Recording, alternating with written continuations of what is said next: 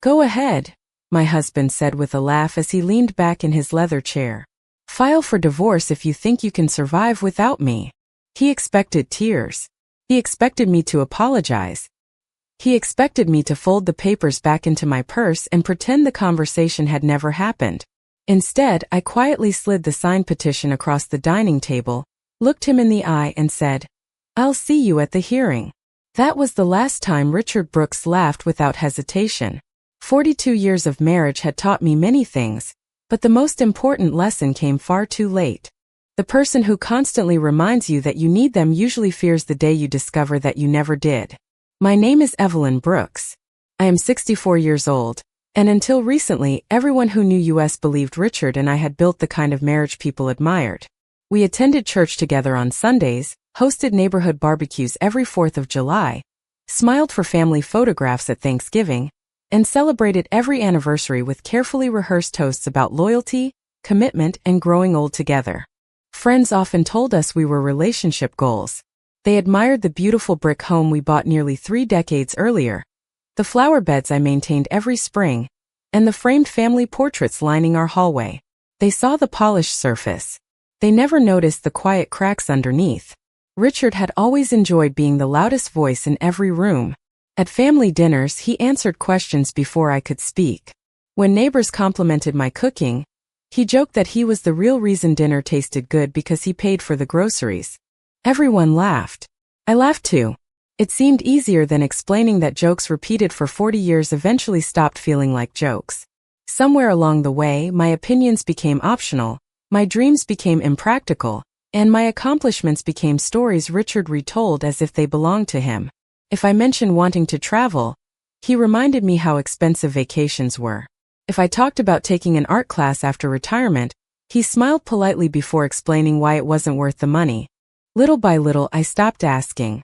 It happened so gradually that I barely noticed the silence replacing my own voice.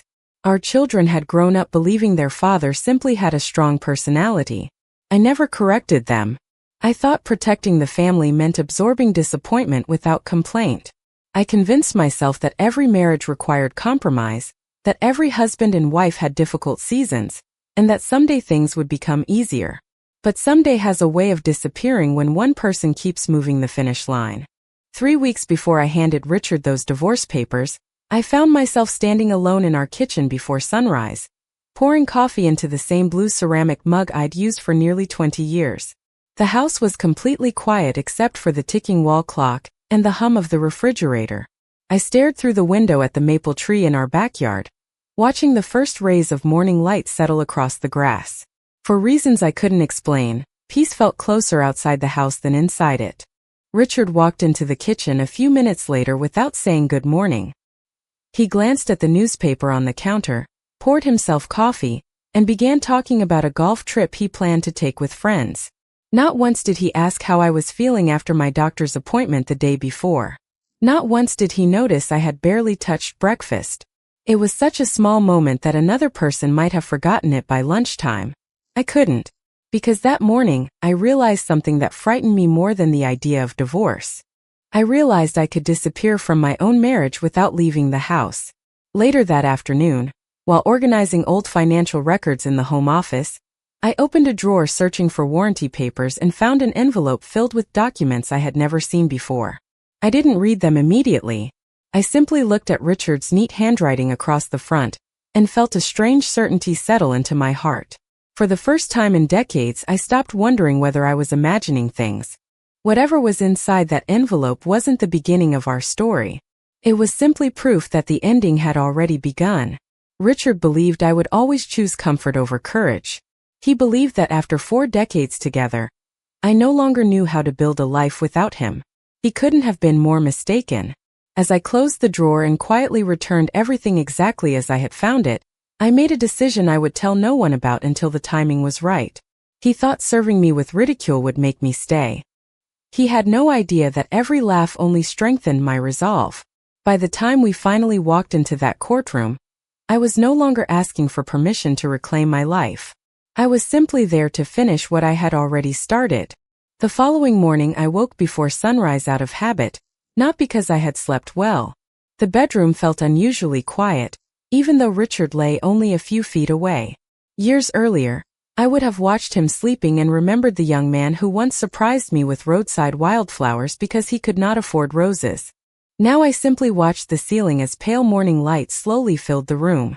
It occurred to me that loneliness did not always begin after a marriage ended. Sometimes it quietly settled into the empty spaces between two people who had stopped truly seeing each other. I slipped out of bed, put on a light sweater and walked downstairs. The hardwood floor creaked beneath my slippers exactly as it had for decades. Every sound inside that house carried memories. The kitchen window overlooked the backyard where we had planted a maple tree during our first spring in the house. It was barely taller than our youngest child back then. Now its branches stretched high above the roof, changing with every season while I somehow remained standing in the same place. I brewed fresh coffee and reached automatically for 2 mugs before realizing Richard rarely joined me anymore. He preferred leaving early for breakfast with business acquaintances or golfing friends, always claiming his schedule was too full. I returned the second mug to the cabinet and stood quietly watching steam rise from my cup. There had been a time when mornings belonged to us. We used to sit together discussing weekend plans, family vacations, and dreams for retirement. Somewhere over the years those conversations disappeared, replaced by reminders about utility bills, property taxes, and appointments that revolved entirely around Richard's calendar. I often wondered exactly when I had stopped becoming a partner and started becoming another responsibility he believed he managed well. Around 7 o'clock he entered the kitchen wearing pressed khakis and a navy sweater. He barely looked in my direction before opening the refrigerator. "I will be late tonight," he said while scanning the shelves. "The guys want to stay after golf for dinner." I nodded and wished him a pleasant evening. He answered with a distracted hum before glancing toward the dining room. "Did you pay the insurance bill?" he asked. I told him I had mailed the payment 2 days earlier. Without thanking me or acknowledging the dozens of small tasks I handled every week, he simply replied, "Good. I knew I could count on you." Years earlier those words would have sounded like appreciation. Now they felt more like instructions assigned to an employee. After he left, silence settled over the house again. I decided to organize the home office, something I had postponed for months because Richard disliked anyone touching his paperwork. Dust floated through the morning sunlight as I sorted old instruction manuals, faded greeting cards, and folders filled with decades of receipts. Every drawer seemed to contain another chapter of our shared life. There were photographs from family camping trips in the Rocky Mountains, handwritten birthday cards from our children, and faded ticket stubs from concerts we attended before gray hair and reading glasses became part of everyday life. Looking through those keepsakes reminded me that not every memory had been painful. That realization somehow made the distance between us feel even heavier. Near the back of the bottom filing cabinet, I noticed a thick manila envelope that looked newer than everything around it. My name was not written anywhere on the outside. Only Richard's neat handwriting marked the tab with the date from nearly 18 months earlier. I hesitated for several moments. I had never believed in invading another person's privacy, even after decades of marriage. Yet something about that envelope unsettled me in a way I could not explain. My hand rested on it before I finally pulled it free. The folder felt heavier than I expected. I opened it carefully and found neatly organized financial statements, property documents, and correspondence from professionals whose names I did not recognize. Several pages referenced accounts I had never seen before despite handling nearly every household expense throughout our marriage. I sat down slowly reading each page with growing disbelief. None of the documents alone proved wrongdoing, but together they painted a picture that did not match the life Richard had described for years. He had repeatedly insisted our finances were straightforward, and that there was nothing I needed to worry about. Yet these papers suggested entire pieces of our financial life existed beyond my knowledge. I closed the folder and placed every document back in exactly the same order I had found them. My hands remained steady, but something inside me had shifted forever. I no longer questioned whether my growing uneasiness came from imagination or oversensitivity. For the first time in many years, facts had begun replacing doubt. I returned the envelope to the drawer, closed the cabinet gently, and stood in the quiet office listening to the old wall clock mark another passing minute.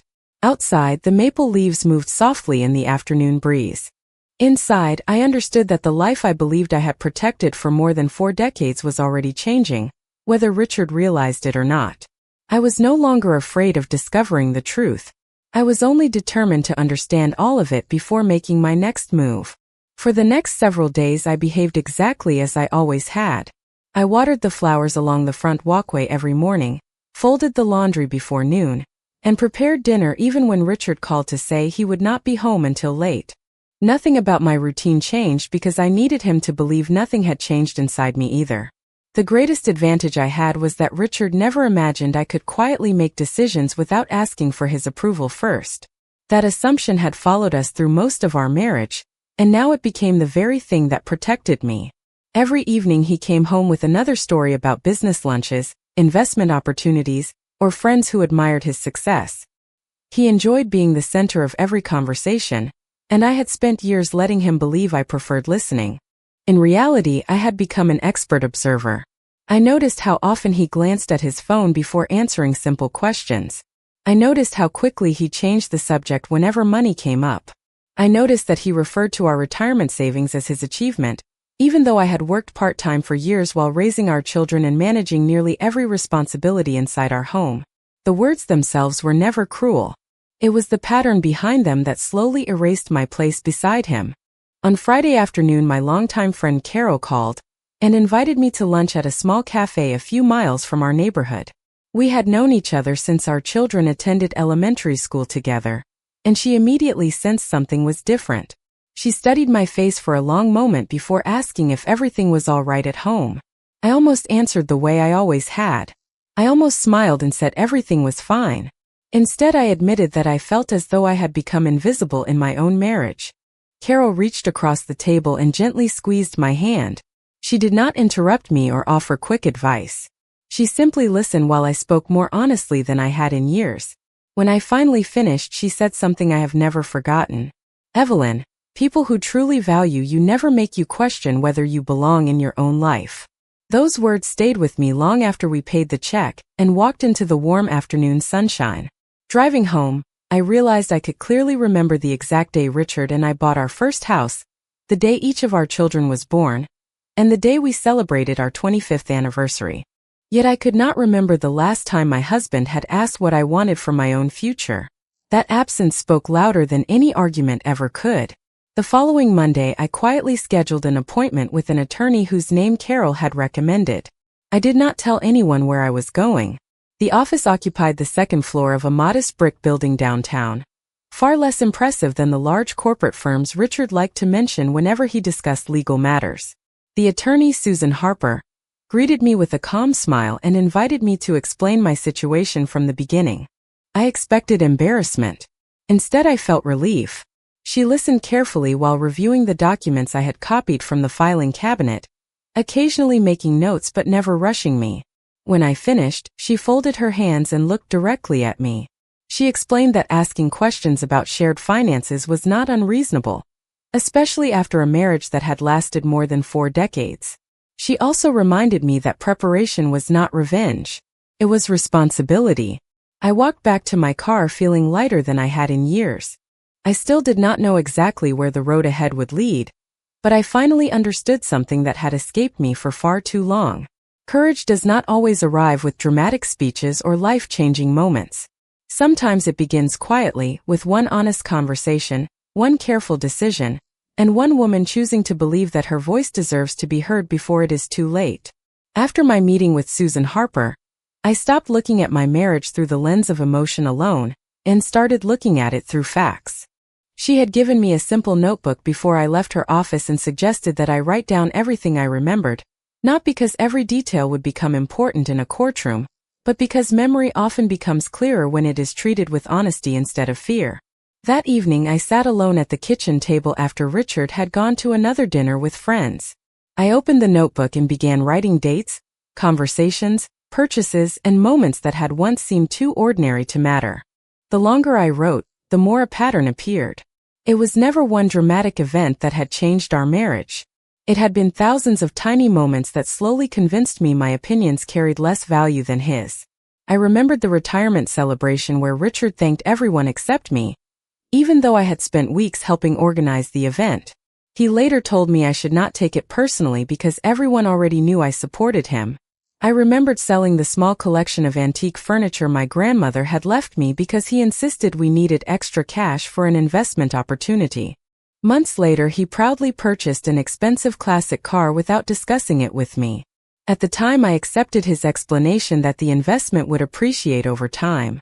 Now I wondered why my sacrifices had always been expected while his wishes were treated as necessities. Another memory surfaced while I turned another page. Years earlier, I had received an offer to manage a local nonprofit arts program, something I had dreamed about for a long time.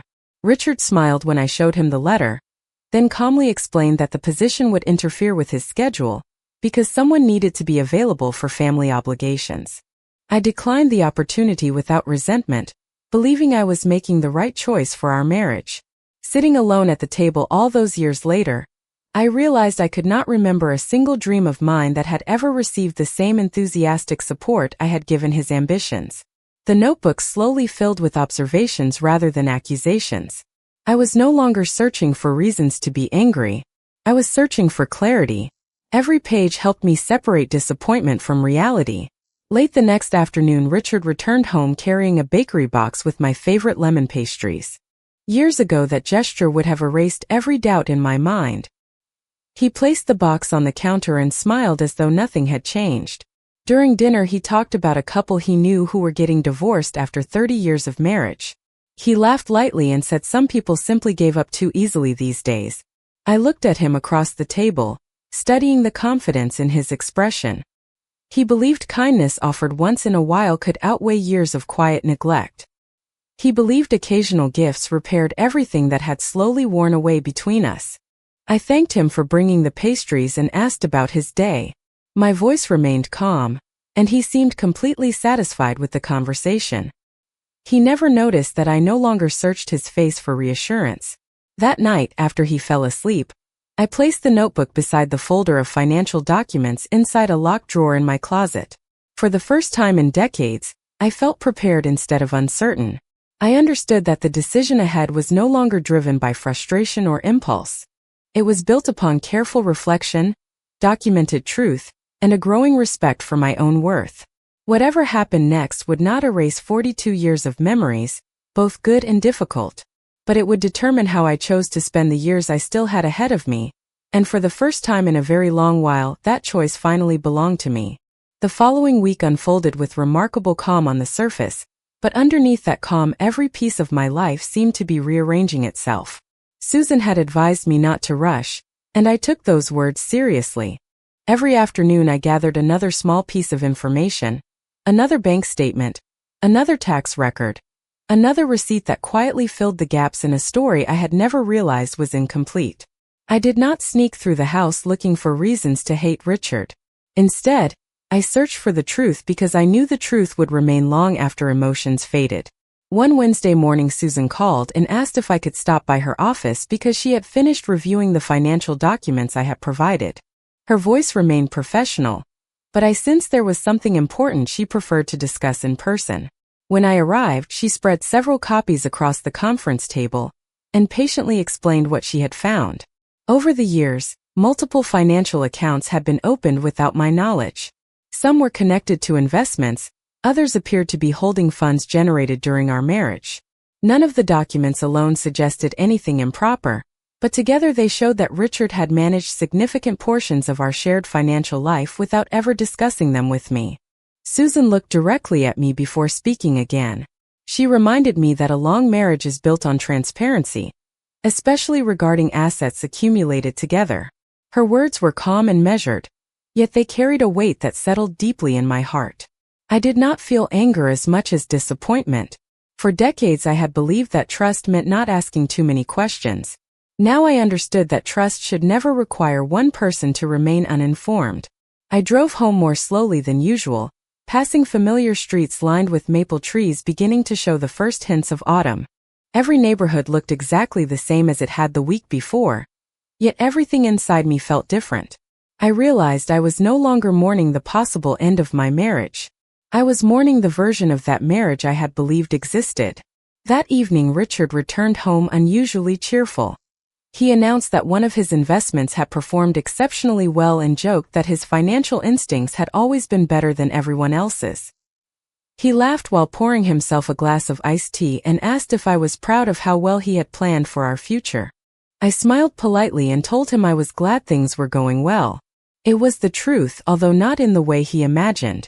For the first time I understood exactly how much he enjoyed believing he controlled every piece of our shared life.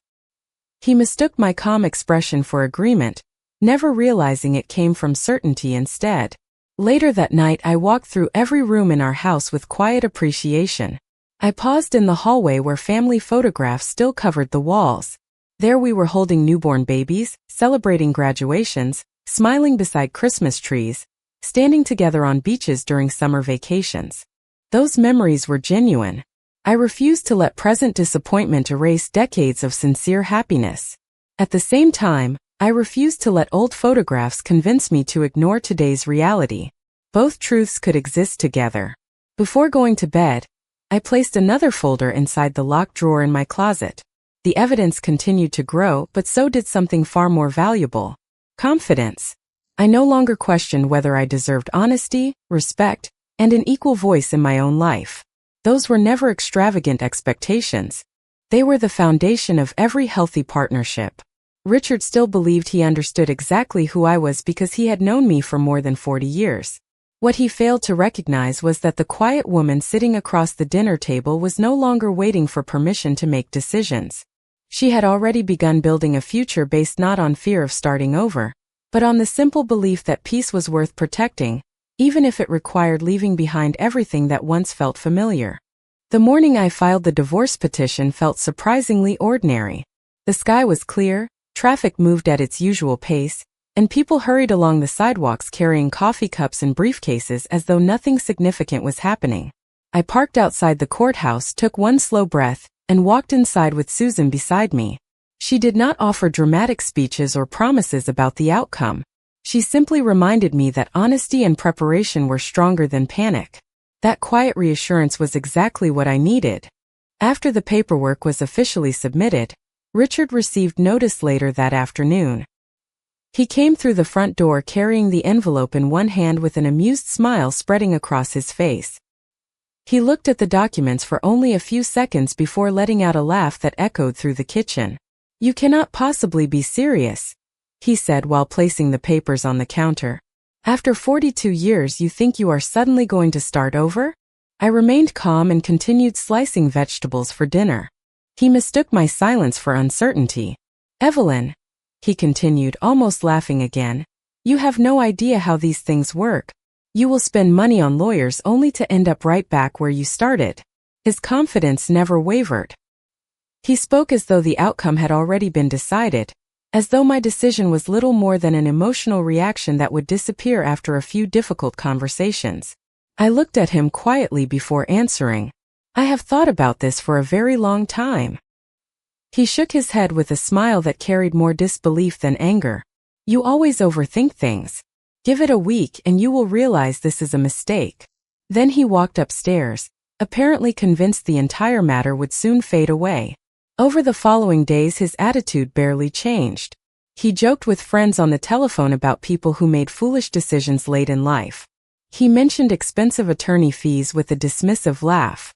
More than once I overheard him telling someone that I would never follow through because I depended too much on the life we had built together. Each time I heard those words, I felt less hurt than I had expected. Instead, I noticed how completely he misunderstood me. He believed I feared living without the house, the routines, or the financial comfort. In reality, what I feared most was spending the rest of my life pretending everything was fine. Susan and I continued preparing carefully. She reviewed every financial document, every retirement statement, every property record, and every tax filing we could legally obtain. She never exaggerated what the information meant. She simply organized the facts until the picture became impossible to ignore. She explained that courts appreciated clear documentation far more than emotional accusations. That advice matched exactly the person I wanted to be. I was not interested in embarrassing Richard or proving that he was a terrible man. I wanted an honest accounting of the life we had built together, and a fair opportunity to move forward with dignity. One afternoon, Susan called to tell me she had completed a detailed timeline connecting several financial decisions that had never been disclosed to me during our marriage. She believed the information would become important once formal proceedings began. As she explained everything, I found myself looking out the office window at families walking through the park across the street. Children laughed while chasing pigeons, grandparents sat on benches sharing conversations, and young couples pushed strollers beneath tall oak trees. Life continued quietly for everyone else, and somehow that ordinary scene gave me comfort. My future no longer depended upon convincing Richard to respect me. It depended upon remaining patient, truthful, and prepared. When I returned home that evening, Richard was sitting comfortably in the living room watching a baseball game with the same relaxed confidence he had carried for weeks. He glanced toward me with an easy smile and casually asked whether I had finally come to my senses.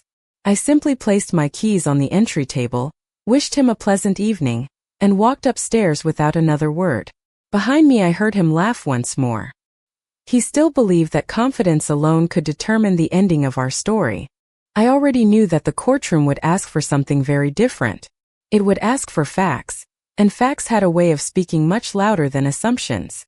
The day of the hearing arrived with cool autumn air and a sky the color of polished steel.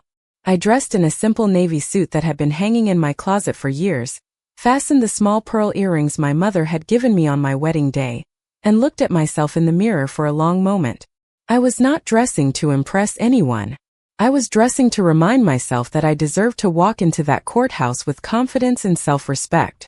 Susan met me in the lobby just outside the courtroom. She smiled warmly and handed me a neatly organized folder. Every document was labeled, every financial record carefully arranged, every timeline supported by evidence. She quietly reminded me to answer only the questions that were asked, and to let the documents speak whenever possible.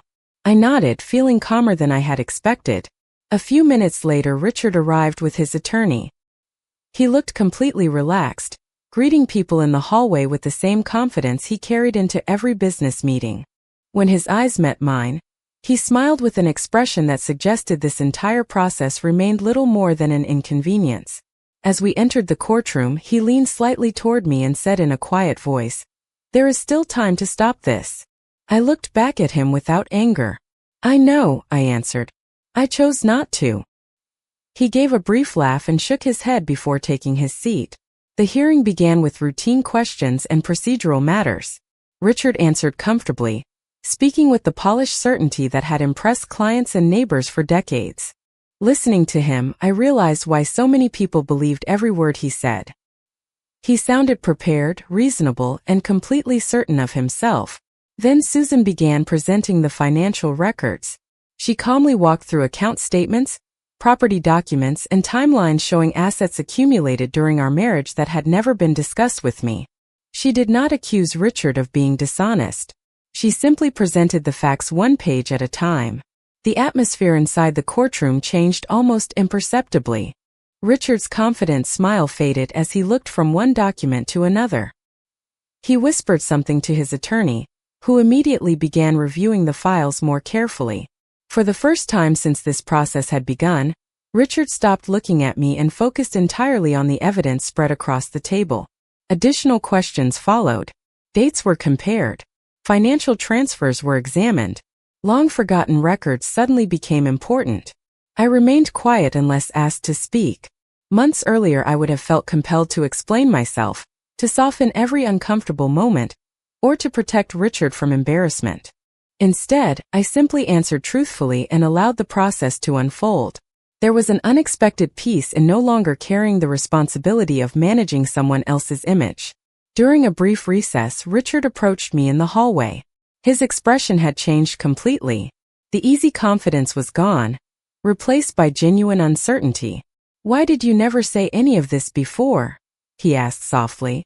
I looked at him for several seconds before answering. "I tried for years," I said. "You only heard the conversations that agreed with you." He lowered his eyes without replying. It was not a dramatic exchange. There were no raised voices and no accusations. There was only the quiet realization that assumptions could survive for years, until they finally met undeniable facts. When the hearing resumed, the discussion continued with the same steady pace. Every document Susan submitted fit into the larger picture she had carefully prepared over many weeks. Richard no longer laughed, interrupted, or dismissed the process as unnecessary. He listened carefully because he finally understood that confidence alone could not outweigh preparation. Sitting there in the courtroom, I realized something unexpected. I no longer needed Richard to admit I had been right. I no longer needed an apology to validate the years I had spent doubting myself. Simply telling the truth without fear had already given me something far more valuable than winning an argument. It had given me back my own voice, and after so many years of silence, that felt like the greatest victory of all. When the hearing concluded for the day, the courtroom grew quiet as everyone gathered their papers. I remained seated for a moment, taking a slow breath while Susan carefully placed the documents back into her briefcase. She smiled at me, not with celebration but with quiet satisfaction. Everything we had prepared had been presented clearly, and the truth now stood on its own. There was nothing left to exaggerate and nothing left to hide. As we walked into the hallway, I noticed Richard standing alone near one of the tall windows overlooking the courthouse steps. His attorney was speaking softly beside him while pointing toward several pages in a file. Richard nodded without saying much. It was the first time in many years that I had seen him listening instead of leading the conversation. I did not feel triumph. I felt something much calmer. I felt closure beginning to take shape. Over the next several weeks, the remaining legal process continued exactly as Susan had predicted. Additional records were reviewed, financial information was updated, and every shared asset accumulated during our marriage was carefully evaluated according to the law. The process was detailed and methodical, but it was also fair. I appreciated that fairness more than I had ever expected. It reminded me that important decisions did not belong to whoever spoke the loudest. They belonged to the evidence and the facts. During one meeting, Richard finally spoke directly to me without his usual confidence. He admitted he had assumed I would never question the financial decisions he had made over the years because I had always trusted him. I answered honestly. Trust was never supposed to mean silence. He looked down at the conference table for several seconds before quietly nodding. Neither of us argued. There was nothing left to prove. The final agreement reflected the life we had built together instead of the version Richard had imagined belonged only to him. Shared property was divided according to the law, retirement accounts were addressed fairly, and every financial matter that had once seemed impossible to discuss was resolved through patient documentation rather than emotional confrontation. When the last signatures were completed, I expected to feel sadness. Instead, I felt remarkably peaceful.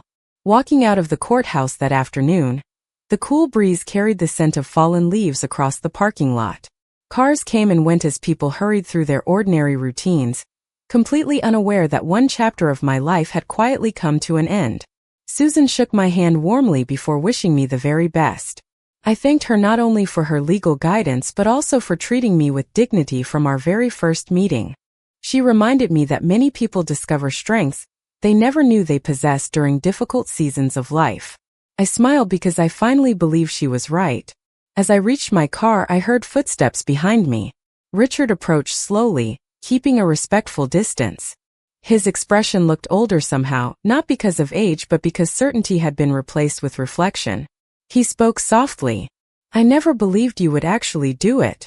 I looked at him with kindness rather than resentment. "That was the problem," I replied. "You stopped believing I could make decisions for myself." He stood quietly for a moment before wishing me well. I wished him the same. Then we walked toward separate cars without looking back. There were no dramatic final words and no lingering bitterness. Some endings do not arrive with anger. They arrive with acceptance.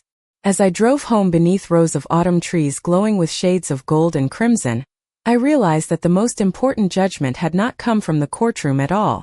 It had come from the moment I finally decided that my own voice deserved the same respect I had spent decades giving to everyone else.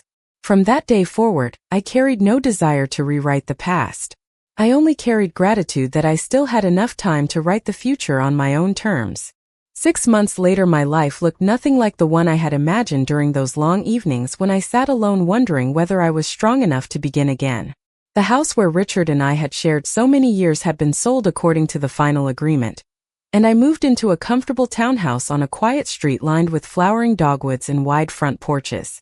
It was smaller than my old home, but for the first time in many years every decision inside those walls belonged entirely to me. I chose the paint colors, arranged the furniture exactly where I wanted it, and filled the kitchen with fresh herbs growing beside the sunny window. Every morning I carried a cup of coffee onto the back patio and listened to birds singing while the neighborhood slowly came to life. The silence no longer felt empty. It felt peaceful. I enrolled in the community art classes I had once convinced myself were impractical. During the first session I almost turned around and walked back to my car, worried that everyone else would be younger or more talented. Instead I stayed, picked up a paintbrush, and laughed at my own uneven first attempt. Week after week my confidence quietly returned, not because I became an exceptional artist, but because I finally allowed myself to enjoy something without asking whether someone else approved. I spent more time with Carol, volunteered twice a week at the local library, and reconnected with neighbors I had not spoken with in years. Little by little I realized how many opportunities one had postponed, while waiting for the perfect time that never arrived. Our children adjusted more slowly than I did. At first they struggled to understand why I had chosen such a significant change after more than 4 decades of marriage. Rather than asking them to take sides, I simply told them the truth. I explained that respect, honesty, and partnership mattered at every stage of life, and that choosing peace did not mean rejecting the family we had built together. Over time they saw the difference for themselves. They noticed I smiled more often, spoke more confidently, and no longer apologized for having opinions of my own. One Sunday afternoon my daughter quietly hugged me before leaving my townhouse. She whispered, "Mom, I have not seen you this happy in years." Those simple words meant more to me than she could ever know. I heard through mutual friends that Richard had become quieter as well. I did not celebrate that news, nor did I take satisfaction in it. We had both spent decades writing the same story together, and now we were simply living different chapters. I sincerely hoped he would also find peace, because carrying resentment would only keep both of us tied to a life that had already ended. Looking back now, people sometimes ask whether I regret waiting so long before making such a difficult decision. My answer always surprises them. I do not regret the years that taught me patience, compassion, or resilience. I only regret the years I spent believing that my own voice mattered less than someone else's. That lesson changed everything. The most important moment was never when the legal papers were signed or when the courtroom grew quiet. The most important moment happened much earlier, when I finally looked at my own reflection and understood that self-respect is not something another person gives you. It is something you choose every single day. If there is one truth I carry forward, it is this: a new beginning does not belong only to the young. It belongs to anyone who has the courage to stop living according to fear and start living according to truth. That was the day my future truly began, and it remains the greatest gift I have ever given myself.